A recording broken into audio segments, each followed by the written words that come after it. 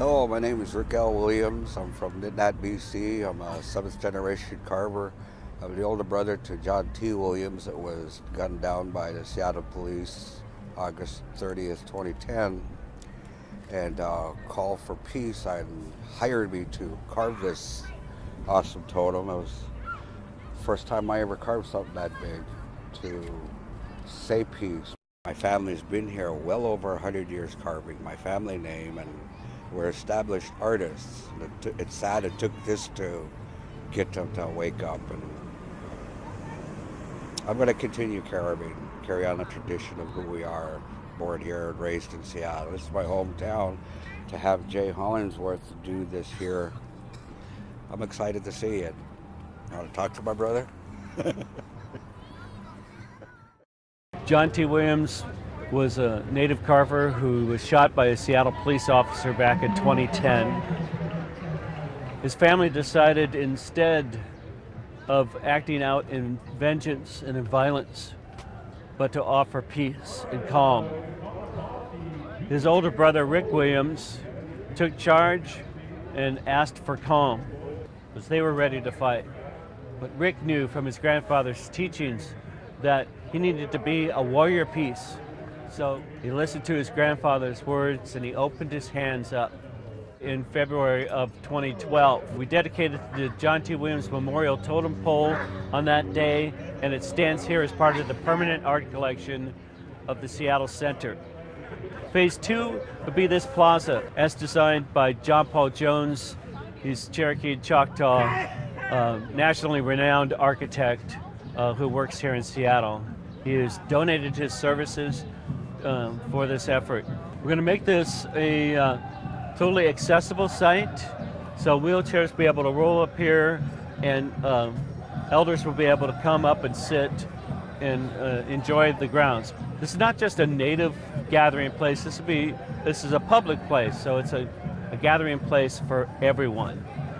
Rick's one of his favorite sayings nowadays is, "We are all natives of planet Earth," and that means everyone ever born is part of this planet, part of humanity, and deserves honor and protection. We'll honor the four elements, the four directions, the four seasons here on this site. We have intersecting circles. One will be lowered for the dance circle for powwow and dancing, with a sloped area for seating and pathway for chairs for elders so they can sit, and we'll probably bring canopies out for them. Rick's vision here is called the Wanish Circle of Peace. Wanish is Nuchaluth, Vancouver Island, BC language for John. So he's continuing the honor of his brother. The Circle of Peace will be a place for calm, for prayer, for spirituality. So everyone's welcome to come and sit, contemplate, and meditate. Enjoy the art and the scenery here. As we stand here, we stand with Seattle's totem. That's the Space Needle. So the Space Needle was joined in 2012 with the John T. Williams Memorial Totem Pole, now called the Honor Totem, to stand in perpetuity. We will bring the companion totem pole here to stand with it at the northeast meridian. That is the line the sun casts at sunset on the solstice. So that puts it in the northeast corner. That pole is the exact 34 next feet of the same cedar tree that was carved at the same time. It really is really important to get this as right as we can in terms of representing Native people, okay? And what I mean by that is that what represents Native people? The totem pole, or a longhouse, or a dance, or a song, or what? From physical design, the circle is really important. Round is really important, and that was where when we all got together, that was what we kind of all thought. Okay, we'll start with something that can connect to a lot of different Native people all over, from state of Washington and Alaska and all over. And the circle is one of those geometric things that really links you to kind of concepts and thoughts and circle of life, and it goes on. When we all got together, that's kind of what we started with, was saying, okay, let that. The second thing was the pole was already there. Let's try to get the other pole over there and let's try to get it so when folks come there, other than at the powwow time, they can learn something about this. It was, how do you center the circle to allow for dancing and celebrations and honoring of that event and the people, and how do you then get the poles to work with that, and how do you arrange it so other things can take place there, such as putting up some teepees and having some interpretive stuff and some singing. And so basically it's a circle inside a circle inside a circle. And it started as big as you could get it, as on that piece of land that was there, and then we went down to another level, which was the dancing part of it and the performance area.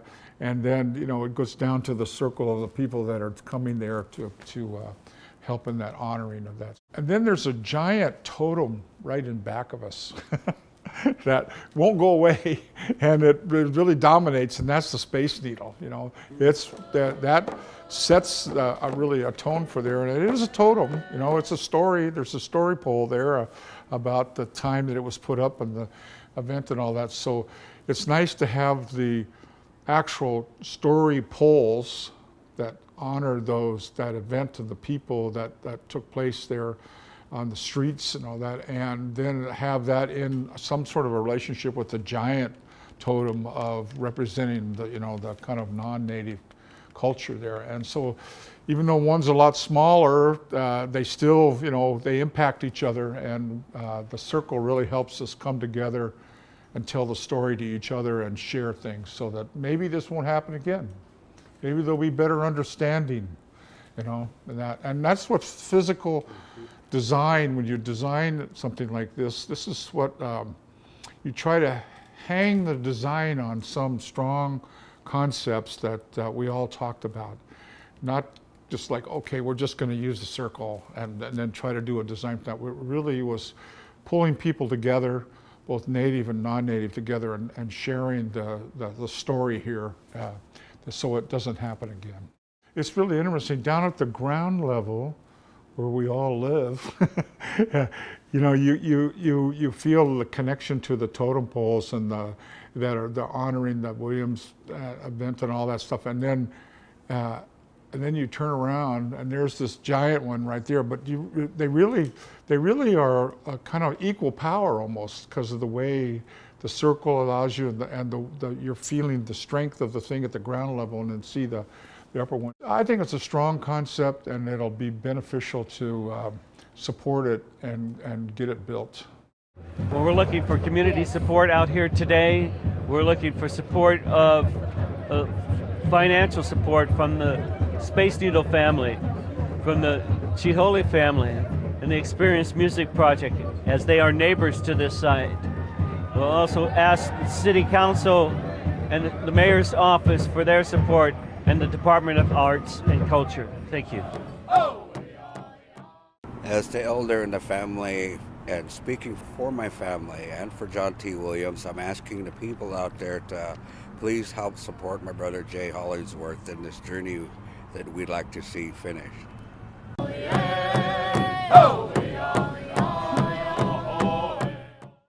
There's an eagle that's come to visit us here. There's a couple flying overhead. It's called Blessings. So we're being blessed today.